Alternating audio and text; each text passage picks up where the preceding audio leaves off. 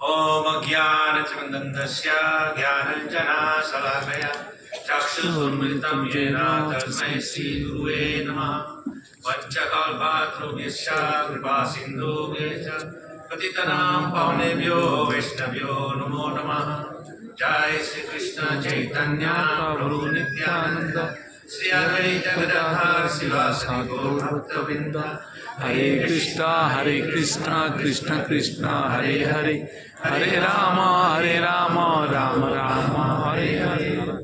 Hare Krishna. So of course, we all know why we are here today. We are celebrating the 18th Disappearance Day of Srila Bhakti Swarup Damodar Maharaj. And quite a lot of disciples are here, quite a lot of well-wishers here, friends. So I would like to thank all of you for coming here. Every year we are holding this festival to honor Srila Sripad Maharaj. And not just honor him, but to remember him, that he showed a perfect way to become a devotee. As we all heard from so many different wonderful speakers who had first-hand experience with Sripad Maharaj in his early days in Los Angeles as a student of science, and then he met Prabhupada, and then after that Prabhupada instructed him to preach and utilize his knowledge of science to convince the scientific world about the science of Krishna consciousness. So it's very nice that we get together here and remember him and honor him. But that is not just enough. We actually have to learn from him.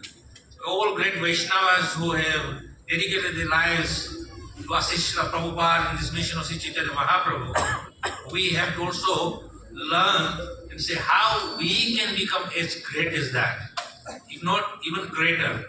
Otherwise, we will be a failure in our endeavor to become Krishna conscious. So, all of us, we can learn a lot of things from all these great Vaishnavas.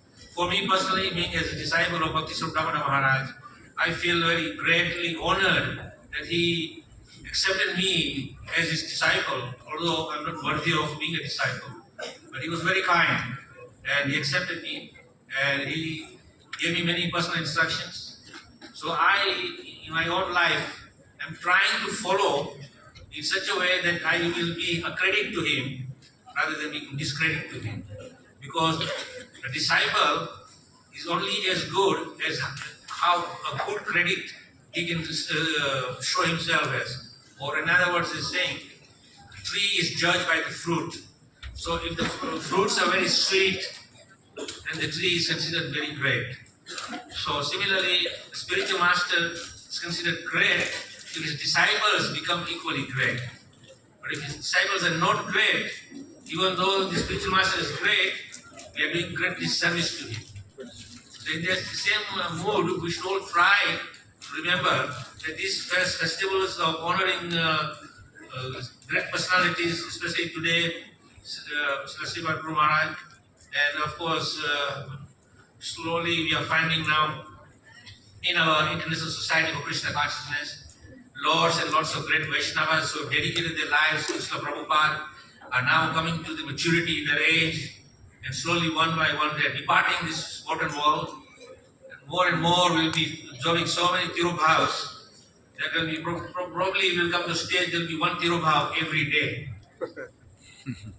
So this is an opportunity for us to learn to become great in terms of following in the footsteps of these great personalities. And if you follow in their footsteps, then obviously we will become equally great. Of course, nobody wants, at least in a Vaishnava culture, we don't want to become great. We want to become servant of the servant of the servant. But then even when you become the greatest servant of the servant of the servant, the byproduct of that is, by Krishna's grace, that Krishna glorifies you. Just like Krishna saying to Arjuna, you fight this battle. But if you don't fight, it is okay.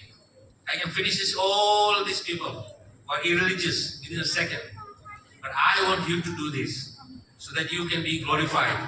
So similarly, all of us who have come to this International Society for Krishna Consciousness is simply by the grace of Krishna and Prabhupada.